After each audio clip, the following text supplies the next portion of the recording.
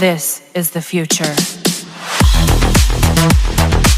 इन दोनों के नाम काफी बड़े बड़े हैं, Realme Buds Q और Realme Buds Q2। तो पूरे वीडियो में मैं इनके नाम तो गाता नहीं रहूंगा आपको इनके बारे में बताने के लिए, तो मैंने इनके शॉर्ट नेम्स बनाए हैं। ये है सस्ता वाला और ये है महंगा वाला। सस्ते वाले का प्राइस है 1500 से 2000 रुपए और महंगे वाले का प्राइस है एग्जैक्ट 2500 रुपए। देखो जो अपना महंगा वाला Realme Buds Q2 है ना, इसके अंदर Realme वालों ने हर चीज को लगभग 20 से 25% इंप्रूव कर दिया है, बट जो बैटरी लाइफ है उसको 40% इंप्रूव कर दिया है। इसकी बैटरी चलती थी लगभग 4 घंटे एंड इसकी बैटरी चलती है लगभग 5 घंटे। आप सोच रहे होगे भैया 40% कैसे हो गया? 4 और 5 में 40% का अंतर थोड़ी ना होता। अरे मेरी बात पूरी सुन के जाओ। नॉइस कैंसिलेशन ऑन करके इसकी बैटरी चलती है 5 घंटे और बिना नॉइस कैंसिलेशन के इसकी बैटरी चलती है 7 घंटे, जो कि मुझे काफी तगड़ा अपग्रेड लगा है। I just loved it man. अगर हम ऑडियो क्वालिटी के बारे में बात करें तो वोकल्स यानी सिंगर की आवाज इसके अंदर काफी ठीक ठाक सुनाई देती है, ज्यादा कुछ खास नहीं है, ज्यादा तारीफ करने लायक नहीं है। एंड ट्रेबल जो म्यूजिकल इंस्ट्रूमेंट्स की आवाज होती है वो भी आपको इसके अंदर काफी फ्लैट सी सुनाई देती है, यानी कि आपके कानों में ज्यादा इंस्ट्रूमेंट्स जो चुभते नहीं है एंड काफी अच्छा एक्सपीरियंस आपका रहता है। और जो बेस है वो थोड़ा सा हैवी है, तो बेस लवर्स जो भी लोग हैं आप में से उनके लिए काफी तगड़ा पैकेज है। इसका जो ऑडियो काफी मस्त है बेस लवर्स के लिए। बट जैसा कि मैंने आपसे कहा कि 20 से 25% इंप्रूव करी गई है हर चीज, तो यहाँ पर जो हर चीज है वोकल्स, ट्रेबल, बेस 20 से 25% इंप्रूव कर दिया गया है। एंड जो Realme लिंक ऐप है ना, उसके अंदर आपको 3 मोड्स दिए जाते हैं इसकी सेटिंग्स में। जब आप जाते हो ब्राइट में आपको वोकल ज्यादा अच्छे सुनाई देते हैं, डायनामिक में आपको ट्रेबल ज्यादा अच्छा सुनाई देता है एंड बेस बूस्ट प्लस में आपको बेस ज्यादा अच्छा सुनाई देता है। तो आपकी मर्जी है आप किस तरीके का ऑडियो सुनना चाहते हो। अब अगर हम गेमिंग के बारे में बात करें तो इसके अंदर आपको दिया जाता है 112 ms low latency gaming mode. इसके अंदर आपको दिया जाता है 88 ms low latency gaming mode यानी 88 ms। तो थोड़ा सा इंप्रूव्ड है ये भी।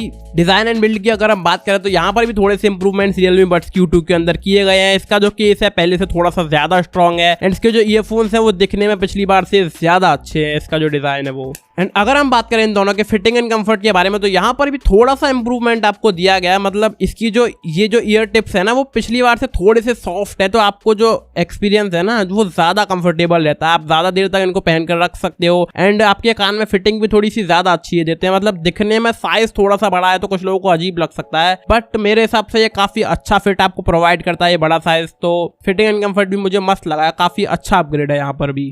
और एक बार बताना भूल गया था मैं आपको, इन दोनों के पीछे जो पोर्ट दिए गए ना चार्जिंग के लिए, अपने पुराने वाले सस्ते वाले में दिया गया था माइक्रो USB पोर्ट और महंगे वाले में दिया गया Type-C पोर्ट कि आपकी जो Type-C केबल है मोबाइल फोन की उसी से ये चार्ज हो जाएगा। वैसे इसके साथ भी एक और केबल ये लोग देते हैं Realme वाले डिब्बे के अंदर, इतनी सी ये 6 इंच की केबल देते हैं छोटी सी। और अब हमको लगता है हमने सब कुछ आपको इन दोनों ही ईयरफोन्स के बारे में बता दिया। अगर आपका कोई और सवाल है then please let me know in the comment section. And अगर आप मेरा ओपिनियन जानना चाहते हो कि मुझे इनमें से कौन सा बेटर लगा है तो मैं आपसे कहूंगा कि Realme Buds Q2 के अंदर एक्स्ट्रा पैसा डालना बिल्कुल वर्थ इट है, आपको मजा आ जाने वाला है एकदम। लेकिन फिर भी अगर आपका बजट थोड़ा सा टाइट है तो आप Realme Buds Q के साथ भी जा सकते हो, कोई परेशानी इसके साथ भी नहीं है। एंड इन दोनों का कंपैरिजन मैं करने वाला हूँ कुछ ही दिन में Oppo Enco W11 के साथ। तो अगर आप इस वीडियो में भी इंटरेस्टेड है then please subscribe and press the bell icon. Video पसंद आए तो लाइक कर देना। मैं मिलता हूं आपसे अपने अगले वीडियो में। Till then bye.